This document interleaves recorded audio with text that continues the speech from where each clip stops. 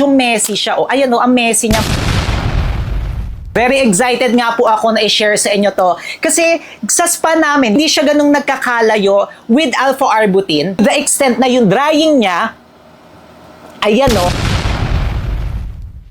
Alam nyo, I'm very happy. In fairness, kung baguhan nga lang din pala kayo sa alpha-arbutin ha, ito isa sa mahalaga na ibibigay ko na advice sa inyo.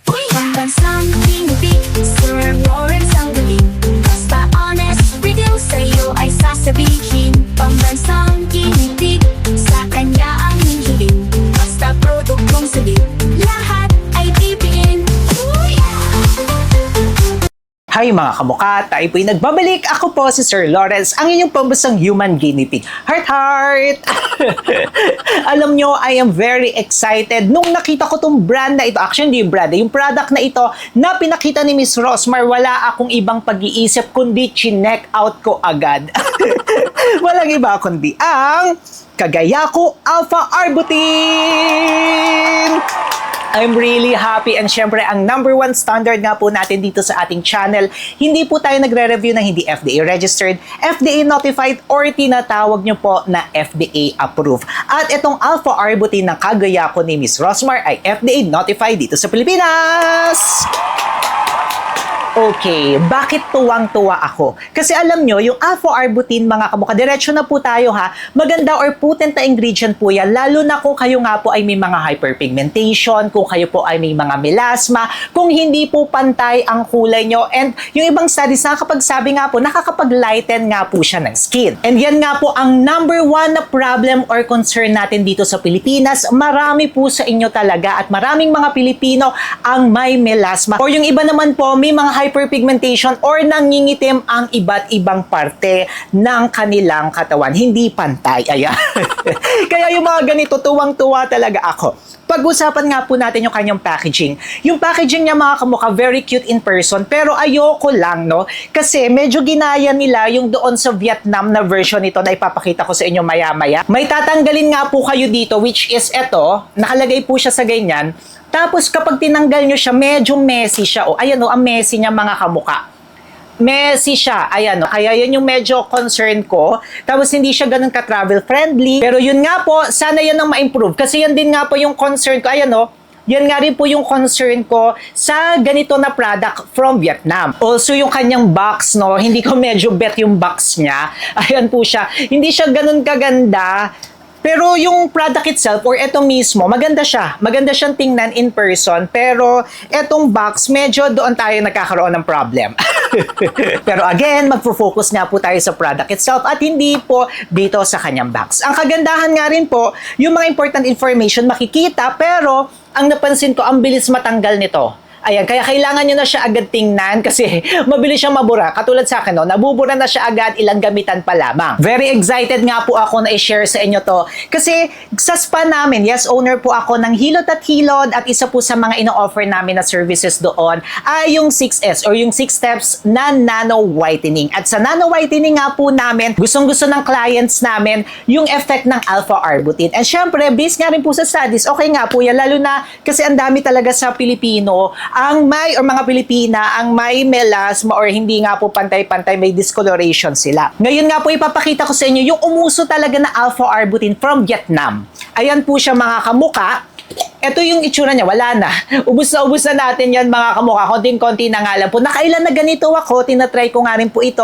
Tapos nagpa-manufacture na nga rin po ako from China. Actually, mahal talaga yung alpha-arbutin mga kamukha eh. Yung mga ganito talagang concentrated siya, alpha-arbutin nga lang po talaga ito. Tapos yung ginagamit nga po namin sa spa, talagang pinamanufacture ka po yun.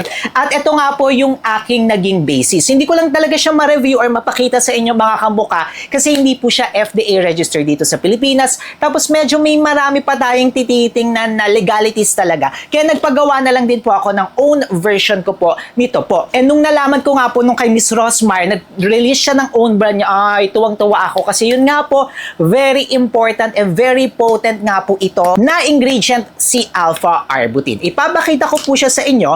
Ito po yung itsura niya. Alam nyo, hindi siya ganung nagkakalayo with alpha-arbutin. Kasi yung alpha arbutin talaga mga kamuka is color yellow na yellow. Dark yellow po talaga yan. Yung kay Miss Rosmar, yellow din po siya pero medyo lighter siya ng version ng konti. Ito po siya, kung makikita nyo siya mga kamuka. Then pagdating naman sa scent, may subtle scent siya. Alam nyo, okay yung scent niya. Hindi siya overwhelming unlike ng ibang mga products. Citrusy siya na medyo fruity. Ganun yung amoy niya. Medyo may pagka-amoy peach, may pagka-orange. Ganyan yung mga gusto kong amoy. Very fresh siya. Tapos, subtle lamang po siya. Hindi siya yung talagang overwhelming na amoy. Now, ipapakita ko naman po siya sa inyo. Yung mga alpha arbutin mga kamuka, very thick ang kanilang consistency talaga. Kaya kung makikita nyo, ganyan siya. And concentrated yung mga ganito. Kasi yung ibang mga lotion, ilalagay lang nila ng konting-konti yung mga alpha arbutin. Pero etong mga ganito, which is yung ganito, at natuwa ako kay Miss Rosmar in fairness sa kanya, eto kasi concentrated talaga siya. Pero may mga iba pa siyang nilagay dito mga kamuka, kaya hindi siya ganun ka yellow. Pero yun nga, medyo concentrated na to or medyo potent na nga po ito pagdating sa alpha arbutin. Now, ipapakita ko nga po siya sa inyo. Sa gabi nyo lamang po ito itry mga kamuka. Kasi yung mga ganito, medyo potent po talaga siya ha. Kapag sa umaga nyo ito nilagay, may tendency talaga, pag natapatan tayo ng araw, instead na mas lalong maging okay yung condition ng skin natin, lalo tayo mangitim, at lalong lumaki ang mga melasma nyo. Kaya please, sa ganito, sa gabi na lang siya. Wala pong sinabi kung pwede siya sa face, pero mag-patch test muna tayo mga kamuka. Ibig sabihin ng patch test, maglagay kayo dyan, tapos i-leave nyo po yan ng 15 to 20 minutes kung wala pong pamimintog, walang pamumula, or hindi kayo nagkaroon ng allergy, ibig sabihin, pwede nyo po siyang gamitin sa katawan. Now, sa gabi po, kunyari tapos na kayong maligo ulit or tapos na kayong mag-asikaso, di ba, nagpa-fresh kayo, pwede nyo pong idiretso apply. Now, same dito sa iba nating na-try na mga alpha arbutin. Ang alpha arbutin mga kamuka, drying talaga sa skin. When I say drying, super drying. To the extent na yung drying niya, ayan o, may tagging. Pero ako, hindi ako nagulat sa ganon. Kasi nagtry na nga ako ng iba't ibang alpha arbutin at lahat nga po ng alpha arbutin ganon. Actually, ito kay Miss Rosmar ha, hindi pa siya ganon ka-drying, unlike talaga sa iba. Pero drying talaga siya mga kamuka. Kaya I don't suggest na you wear this alone. If you want this, pwede naman po siya na i-combine nyo with your moisturizing na mga lotion. Katulad nito, Nivea na Extra Bright, Extra Glow pa yan mga kamuka. Tsaka nyo siya papatungan. Ayan, ganyan siya. Mas gaganda siya mga kamuka. Kasi kung gagamitin nyo to alone, tapos sasabihin nyo, sobrang drying, hindi nyo talaga siya magugustuhan. Kaya okay din po yan kung may mga specific areas lang din kayo. O, kung makikita nyo, ganyan siya mga kamuka. Tapos kung compare natin, o, di ba? Ayan po siya. Pero yun nga po mga kamuka, drying talaga siya ha. Ako na po ang nagsasabi sa inyo. Kaya if you have dry skin, mas lalo siyang magdadry. Pwede rin naman na specific areas lang. Kunyari, dito lang sa siko, pwede yan mga kamuka. Alam nyo, I'm very happy. In fairness, kahit medyo ma-issue talaga to si Madam Rosmar, no? At least nakaka-keep up siya sa mga innovation. Ito talaga yung hinihintay ko sa mga products. Itong alpha arbutin talaga. Kasi ino-offer nga talaga rin namin ito. Tapos kunyari mga kamuka, dito sa pwedeng-pwede siya. Kunyari yan, nag-patch test ako at okay naman siya pero ayoko lang siya i-apply sa face ko kasi may mga ginagamit nga po ako for specific area ko po, pang sa face ko talaga.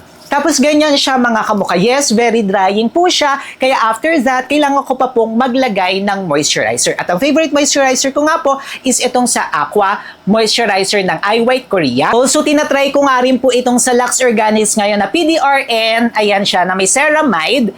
Na magkakaroon nga rin po tayo ng separate review dito. Yan, pwede yan. I-a-apply nyo after nga po nitong alpha arbutin. Kasi yung alpha arbutin nga po, talagang very drying siya. Kaya ngayon, ito pong gagamitin natin. Kung gusto niyo palang bumili, maglalagay tayo niyan dyan ng mga shop. At diretso na po yan mga kamuka. Hindi kayo maloloko at may mga voucher pa po yan. Ayan, para mapangalagaan ang ating skin barrier. Actually, ito, yung PDRN ng Lux Organics, pwede nyo rin po siyang i-apply dito sa skin natin talaga. Kasi very moisturizing siya and also nakaka-protect nga po siya at nakaka-repair po siya ng ating skin barrier. Pero i-review ko pa nga po ito sa separate video natin.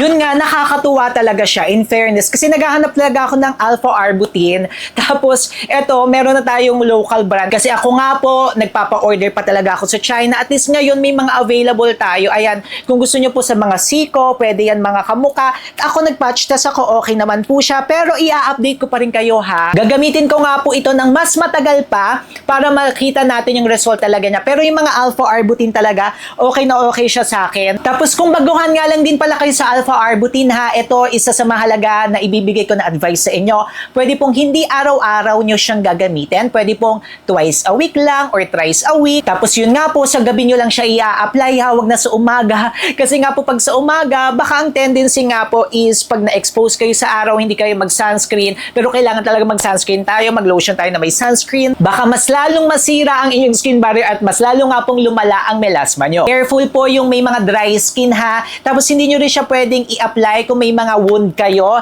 Ayan, bawal po siyang i-apply kung may mga open wounds kayo kasi potent po siya at baka masisi nyo pa si Miss Rosmar. Pero in fairness ha, naging happy talaga ako dito, Miss Rosmar. May check ka sa akin, may basbas ka. In fairness. I'm happy talaga sa mga brands sa Pinas. Nagki-keep up na tayo. Tapos ito, FDA notified pa sa Pilipinas. Kayo mga kamuka, anong masasabi nyo dito sa Rosmar na alpha arbutin? Mag-comment kayo dyan sa baba. Ako, I'm happy ha. In fairness ha. At labas tayo sa mga issue nila. Basta dito tayo sa product nakafocus.